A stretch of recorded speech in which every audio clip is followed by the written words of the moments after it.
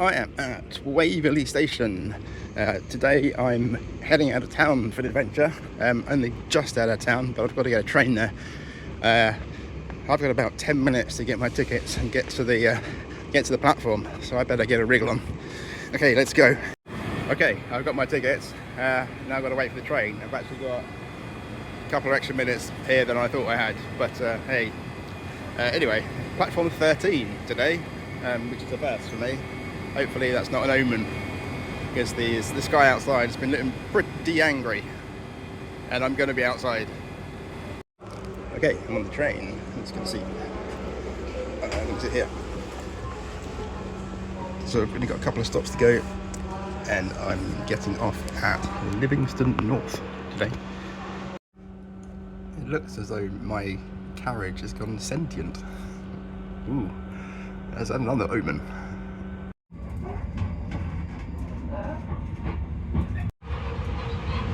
The next stop is Livingston North. Okay, first part done. I've now got a short walk to the high school. Oh, we've got some art. Got skateboarders. Might be able to see it in this dark, but yeah, lots of skateboarders and interesting things. And it's not been vandalised, so a bonus. And then this side we've got, maybe hard to see, we've got deers and things like that. Excellent. Well done, Livingston. You've not vandalised your artwork. Okay, I've reached the high school, so I've got to go up behind it, and there should be a pathway leading into the woods behind. So this is the Dechmont UFO trail. It's a route that takes you to the site of an attempted UFO abduction, which was investigated by the police. So it's the only incident of police investigating a UFO incident. Okay, here we are at the start of the trail. It is signposted, I believe, but I do have Google Maps and I do know where the site was, so I think we should be good. Our main enemy today is going to be the weather. Okay, I'm heading to the right up this hill. There is also Dechmont Law, which is the hill. It's got a viewpoint on it, so I'll try and do that as well. Why not? It's just a quick look behind me as I'm climbing and steadily getting out of breath. It's nice. Okay, we've got a crossroads, and I think we've got our first signpost. Yeah, we do. And here it is. West Lothian Council UFO Trail Range Service. So I'm just going to follow that for the minute. And the viewpoint is actually along that path. But I'm going to do that on the way back and just hope the weather's okay. For the moment, I'm going to stick to the trail. So I'll give you some details as well as I'm making my way along. I do believe there is a sign with the details on, but just in case. So this has 3 different names. It's known as the Livingston incident, the Taylor incident, and also the Dechmont Woods encounter. Well, I think that's the viewpoint by the look of it. We will get there some point. So Robert Taylor, born 1919, died 2007. He was a forester working in this area. So November the 9th, 1979, it's 10 in the morning, and he's in these woods with his dog Lara, who was Red Setter, when he's overcome by a foul odour, which he described as burning brakes. So it's kind of like a rubbery burning smell, I'd imagine. Yeah, and he saw a big sphere in the woods and lots of little spheres that were trying to drag him into the bigger sphere. that's what he reported to seeing. He lost consciousness, and then he awoke later. His clothes were torn, the objects had gone, he had some injuries. I'll go into that in a bit. Yeah, and his truck wouldn't start anymore, so he had walked back to town. Okay, so I'm just heading into the woods itself now. There was supposedly a memorial here called Anton's Bench. It's not related to what I'm coming to see, but I should be walking right past it in a minute. It'd be interesting to see what that is. Yes, so Robert Taylor, his injuries, he had grazes to his thighs and his chin, and his clothes were torn. And yeah, well, I can see something here. Let's have a look for Anton's Bench and then we'll continue the story. Here we go, Anton's Bench.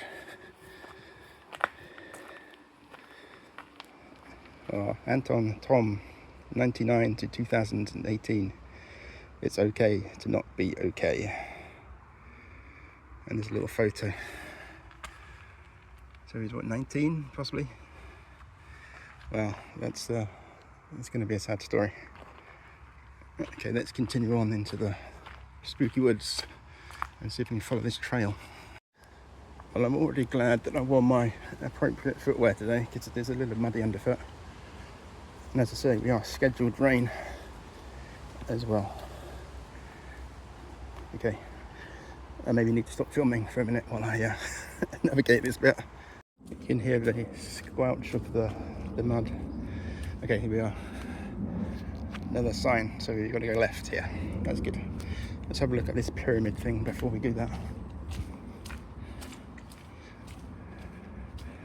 Look, there's lots of trails and things around here, easy to get lost. Okay, it just seems to be a pyramid of no significance. Right, so we'll continue this way. Oh, there's another sign just there I can see. I think it takes us that way. I'm probably not going to talk too much more about it until I get to the actual site.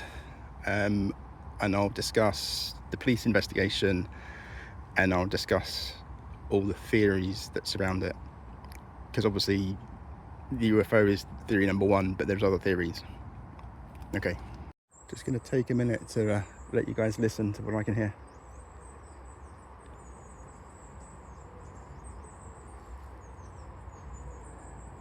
I mean, traffic in the distance, but there is loads and loads of birdsong. And this place is a lot nicer than I was expecting it to be. I was expecting it to be a bit bleak and dark and uninviting, but so far it's good. I've seen a couple of dog walkers, but nobody else in the woods at the moment. They're all out in the woods. So maybe I'm here on my own. Ooh. The size of some of these trees is just incredible. Let me see if I can look up and see if you can see them. Monsters. I tell you this for nothing as well. If my camera stops working for unexplained reasons, I'm gonna freak. I think I'll be okay. And also if I start smelling burning rubber, that may be not a good sign. I certainly don't feel like I'm in Livingston. I feel like I'm in California, to be honest, in some sort of great redwood forest. But I expect the Star Wars speeder bike to come past any second. Okay, we're heading in the right direction still, which is good. I mean, once you're on this trail, I haven't actually seen any other pathways leading off it yet, so... Or he says as he reaches one. But we've got an hour on that bench, so we're all good. Yes, there's another path that way. Never mind. Okay, continue down here. Oh, I can see it. Oh, this must be it. I think we've arrived at the site. And the camera's still working. And I can't smell burning rubber. It's all good. It actually hasn't taken me that long to get here from the train station. When I was researching this on Google Maps, it looked like it was going to be well, it looked like once I got into the woods, it was just going to be a mission of finding this thing, but I found it very easily. Okay, so the trail continues and it will go back that way and out in a loop. So we will we'll walk back that way. It should take us to the viewpoint as well.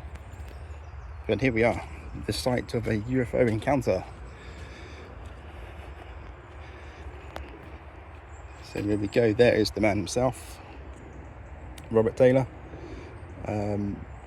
Yeah, so there was markings in the ground that were found.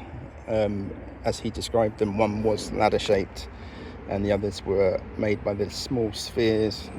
It's a kind of a drawing of what he described there. Yeah. So, and over on this way, this is the plaque. This is the site referred to in Arthur C. Clarke's Mysterious World, which describes an encounter between a forestry worker out walking and what appeared to him as an unidentified flying object. I nearly said saucer then. Lothian District Council, 1991. So that's when the plaque was unveiled. So in this area, I don't know exactly where. I mean, if I'm going to be, if I'm going to trip over that rock, that log, if I'm going to play devil's advocate, I know it was a while ago, there's not an awful lot of gaps in the trees for anything to come down and land. Not to say that it didn't, maybe, you know, there was a bit more open here when he was coming. They'd cleared some trees away or something like that. I mean, there's a bit of sky over there. I don't know how quickly these trees grow. That's my initial reaction from getting here. Yeah. Okay, yeah, so we'll go into the police report now. So, as I was saying, he brought the police back here to show them where it happened, and they found the markings in the ground of where a ladder had been and where the orbs had been sitting. Obviously there's no trace of that now, but yeah, so they showed him that. He showed them that. The police recorded the incident as a criminal assault, so they did record it. They didn't record it as an alien encounter or anything like that. So when we say it's the only UFO incident they've investigated, it is true, but also they don't mention it. Well, I have not read the report. They probably do mention what he said, but they didn't put it down to aliens. They put it down as just criminal assault, persons unknown. Just taking a moment here just to listen to the area. I think a lot has changed since the incident happened. The road's obviously busier. I'd say it's fairly secluded, but you know, I'm the only one here, and I guess these paths have been made probably since the incident as well. But yeah, let's just take a walk over this side and we'll discuss the theories behind it. Obviously the UFO is theory number one. It's scratchy in this bit. I've got to be careful. Let's go around here. Oh, I'm regretting this decision already. I nearly slipped over them. Oh, well, I tell you something. If it was landing here, you'd certainly see the marks in the ground. What's that over there? I've just seen something. I'm going to gingerly walk around to it, and we'll discuss the possible causes. Oh God, this is a bit different. I'm not sure what this is. That's some sort of mile marker. 15S. It's marking something out. And there's a little wall over here as well. Sort of roughly. Let's go to the wall. Yeah, so theory number one, UFO encounter. Right, medical stuff. This is theory number 2 and 2 and 3 and 4 and 5. It's been suggested that Robert Taylor had a temporal lobe epilepsy incident, and he was hallucinating. It's possible. It doesn't really explain the marks in the ground, in my opinion. But yeah, that's one of the theories. It's also believed that he had had meningitis not long before, or certainly in his lifetime, which may have again caused hallucinations, etc, etc. So that's another theory. Those two theories were both put forward by a doctor. The next theory, it was by somebody trying to debunk it completely. He suggested that Robert Taylor had had a mini stroke, which would explain the burning smell. And he had visited this area, the guy, and he'd found evidence of workmen being here, pipes and things like that. So he thinks there's been some chemical spillage here as well, and that Robert Taylor was exposed to the chemicals, which further helped hallucinate. And he also claims that there's a water tower nearby that looks a bit like a UFO. Apparently that's been disproved because it's nowhere near here. It is in this local area, but it's nowhere near this site, and he wouldn't have passed it, apparently. So there's all the theories. Pick which one you want. I'm going to go with the UFO one myself, because of the marks in the ground. That's what's selling it to me. Yes, people do have strokes and epilepsy, and things happen, and they see things, have mental episodes, but there is physical evidence as well. That's not to say, I 100% believe. It's the leading theory for me. It's up to you guys to decide what you think. But yeah, so here we are. Okay, I'm going to make my way back through the mud, and then back onto the UFO trail and to the viewpoint. Okay, I don't want to get all freaked out, but I've just smelt something. It's like burning marshmallows, if anything. A bit weird. I'm not unnerved by it. It's just a bit, yeah, a bit like burning toasted marshmallows, or a bit like a marshmallow vape, but there's nobody here, so okay. Get back onto the trail, I think. Yeah, okay, maybe there is something in the air. Yeah, it's UFOs. Okay, back onto the dry path. Okay, well, that's the site of the Robert Taylor incident. Yeah, there's no smoke or anything like that. Okay, weird marshmallow smell. Right, let's go back. Yeah, we're going this way today. Oh, there we go. That way. We're going to return this way. Oof. Kept just coming around this way, but there's a bit of a view here. So I'll have a look here before I get to the viewpoint. Looking quite maintained, this grass. It might be a golf course, so I'm not going to venture onto it. I don't know, actually. I'm not seeing any. Oh yes, there's a golfer there. It is a golf course. There's a guy walking into the distance there. Yeah, check out that view though.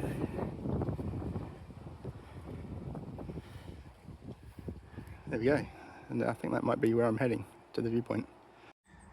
I'm just thinking about that marshmallow smell. So because I was talking about Robert Taylor smelling something burning, and I was in the place where it happened, suggestibility, maybe, if you're a skeptic, you would say, well, it's like when someone yawns or someone says, don't you feel itchy? You start itching. So sort of power of suggestibility, but I swear I could smell marshmallows burning. Okay. Right, we'll leave that there. We'll head for the viewpoint. Yeah, so it's not actually a long walk once you're in the woods. I think I spent longer down at the site talking about it, and yeah, looking for marshmallows than I did getting into it. Okay, I'm back out of the woods. So we're back at Anton's bench. Rest in peace, Anton. Okay, I'm going to take this path here. There's somebody else walking it, and it is kind of the direction I want to be heading. So, yeah, because the viewpoint's up there. So let's do it. Okay, I'm just wondering where's the sensible route to get up there, because it looks like there's steps. There's my hand. Yeah, it looks like there's steps running up here, but I'm not entirely sure that's the most sensible route.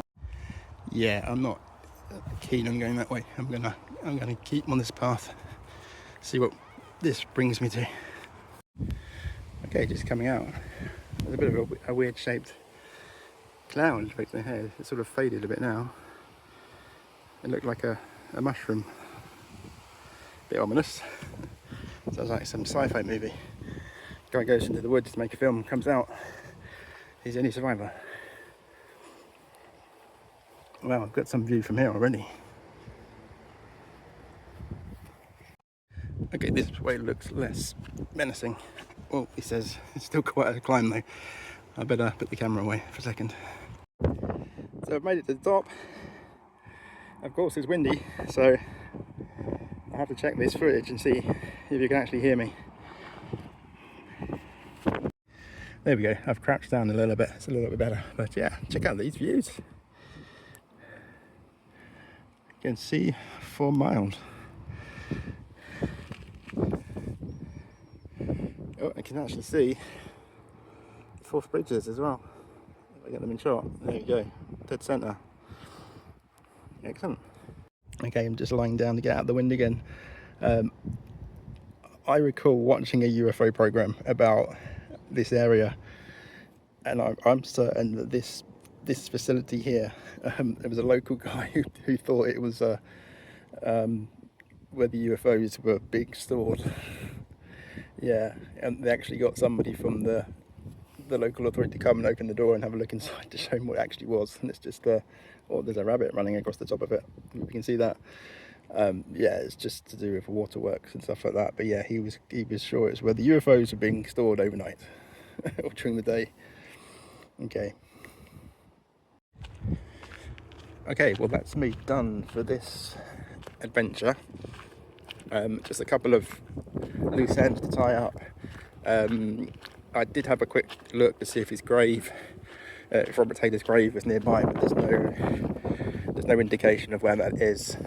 I guess the family don't want nutters going and looking at his grave, putting UFO stickers on it and stuff like that, but or maybe he doesn't have a grave. That's another option. And also I mentioned his dog Lara, the red setter, was with him at the time of the incident. It does not mention what happened to the dog.